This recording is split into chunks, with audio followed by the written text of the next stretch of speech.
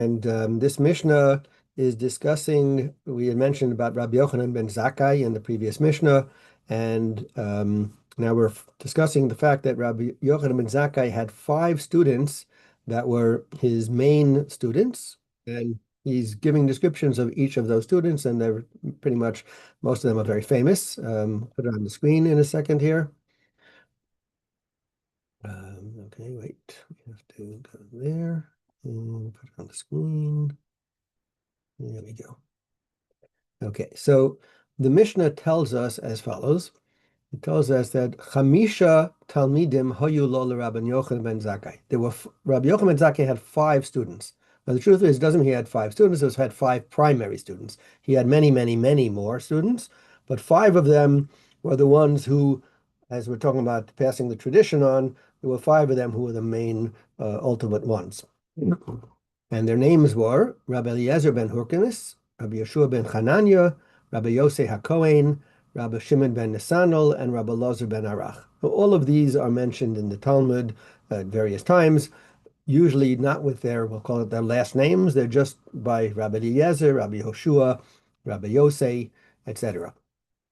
We're just going to read the next part, and then we'll come back and talk a little bit about it. So, Hu Hayamone Shivchan, Rabbi Yochanan ben Zakai would count or mention their praises. He would say, he sort of evaluate each one. What was their special thing that they were made them praiseworthy? Rabbi Eliezer ben Hyrcanus bore sud she'enu ma'abeit hipa. He was a cistern that was cemented, that had the walls were if you have a cistern that holds water and you put the thing on the wall so nothing could seep through, did not lose a drop. He was like that thing. Everything he learned, he remembered. He was able to remember everything. He didn't lose anything. Rabbi Hoshua ben Chananya, the praise of him is Ashrei Yoladeto, translated here as fortunate is she who bore him. There was the one who gave birth to him. Okay, we'll come back to it. So these five, as I mentioned, are going to be leadership, and they're going to be very prominent in terms of passing on the knowledge and the tradition, even though Rabbi Yochanan ben Zakkai had many. Again, this is end of the Second Temple period, beginning after that. And Rabbi Eliezer ben Hyrcanus is a very interesting individual in the sense that, first of all, when he was young, he didn't actually study until he was in his early 20s, so he got a late start. But when he did, he went all the way. And he is very well known for a number. He's quoted extensively in the Talmud, but there's a very famous story which actually has both Rabbi Eliezer and Rabbi Hoshua in the story, in that many of you maybe know the story where Rabbi Eliezer, who was brilliant, and he had a dispute with the sages on a certain halachic matter, and he felt very, very strongly that he was right, and probably in a certain way in logic he was right. However, we have also a system that says majority rules, right? So the sages ruled against him, and the expectation was that he would have to follow their opinion because the majority rules. And he did not want to follow their opinion. And he was so sure that he was correct that he even went so far as to say, if I'm correct, let a certain miracle happen. Let the I forgot the order it was, the river flow backwards, and the river flowed backwards. Let the tree uproot itself, and this tree flew through the air. And then finally, and each time the sages said, "We're not listening to you." Nice miracle, but it's not happening. The third thing that happened was that the walls, he said, let the walls of the Beis HaMidrash of the study hall prove it. And the walls started to come down. And Rabbi Yehoshua, who's the second student in this Mishnah, said to the walls, "What are you guys getting involved in in dispute amongst the sages?" And the walls stopped. And there's the Talmud telling us that the walls didn't fall down because of the honor of Yeshua. They didn't go back up because of the honor of Eliezer, and the walls sort of somehow miraculously stayed in this bend position. Anyway, the story goes on. Ultimately, they excommunicated Rabbi Eliezer for not being willing to give in. And it's a very, very strong story, long discussion in the Talmud, lots of lessons to be learned from it. But the what Rabbi ultimately was said by Rabbi Yehoshua, as a very famous expression, was that when it comes to deciding halacha in the Torah, lo vashamayim hi, it's not in heaven. Meaning, Hashem gave the sages the authority to decide what the law is on different things, and therefore, even though Rabbi Eliezer had all these miracles that are happening, which would seem to prove that he's correct, no, we don't follow that. We don't, for example, we learned, and when we talked about the 13 principles of faith, we said, we don't listen to a Navi to come and tell us a prophecy about what a halacha is. That's not how law is determined. Law is determined by reading the Torah and having the leading sages interpret it and tell us what the law is. It's not from some heavenly voice coming out, and therefore, at this point in time for us, and therefore that's the story with Rabbi Eliezer. So he was a very great person, and it says us that he did not lose it. He did not forget anything. One of the ideas given behind it was that it's not that he was brilliant and had a photographic memory. He was very smart. But he learned with such a desire that, when there's something that you care about and you're super interested in, you're more likely to remember it, right? And that things that you don't care about, you have a tendency to forget. Things that you do care about, you have a tendency to remember. And therefore, he learned with such desire that he didn't forget.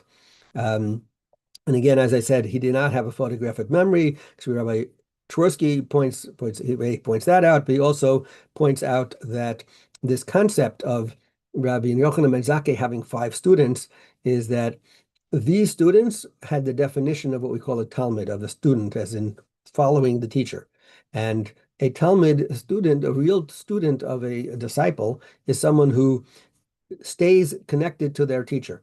And from their entire days is from the moment that someone wakes up, they are connected in terms of what is it that the teacher is doing.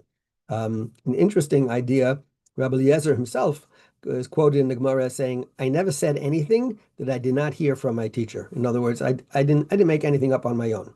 And an explanation that's given to that, Rabbi Chaim Shmulevitz, who was the Rosh Yeshiva in the Demir, I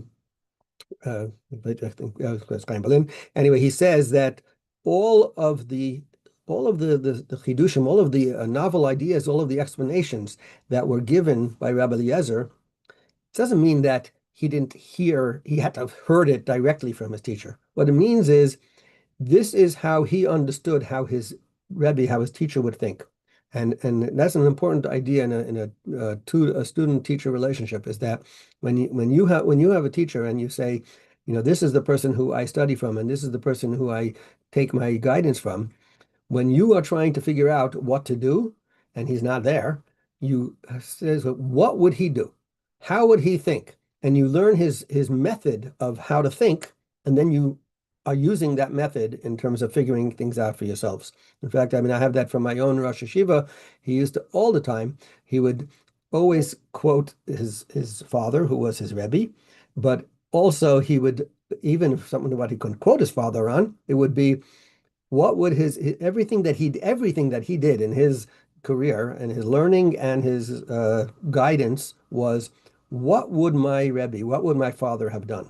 And this is how he would have done it. And if it was something that he wouldn't have done, he would never do it. That's the concept of having a Rebbe, that a student in the Talmud. So the praise that was the praise that was given to Rabbi Eliezer, was that he didn't forget anything. Rabbi Yehoshua was given a praise of the idea that the fortunate was the one who gave birth to him. So there are a few different ways of understanding it in terms of the word ashrei. Ashrei is to praise and also to be fortunate. It means both. So Rabbeinu Yonah says this is a general praise, that he was in many different areas, and wherever we see that term ashrei, he had that quality, and he was praiseworthy in that. It could be in his fear of God, his learning, his faith, etc. So on a simple level, you say, oh, and it's talking about also his midos, his character traits, that he was praiseworthy in that, when your child, right, when your child is behaving well, and people look at it and say, wow, isn't that a wonderful child? And they say, oh, those parents isn't nachas, right? How fortunate those parents are to have a child like that. So that's one idea of this explanation with Rabbi Yeshua, how fortunate his parents to have such a son like him. But there's another understanding that's given to it is that his mother, when from the time that he was conceived, from the time that she was carrying him in her womb, she would always make sure she would walk around to all of the places, the study halls, and she would ask the everyone there to bless this baby that was going to be born, that it should be kind of this her son should be, or somebody should become a Talmid Chacham. And from the time he was born, she already brought him. She'd bring him to the study hall, so that way he would just be. That's what he'd be hearing. He would be hearing Torah. So the fortunate is his mother in the fact that she bore him, and now that she's the one who gets credit for bringing him up, because she made sure that from the moment he was conceived, he was only connected to Torah, and certainly even after he was born, and. And that is that is the praise of the mother. And in general, right, when a parent is making sure that her children are going on the right path, or his children are going on the right path, that then the credit goes to the parent, and we say praiseworthy is that parent who is able to produce and bring up a child in that manner. And we'll have to hold it here. Have a great day.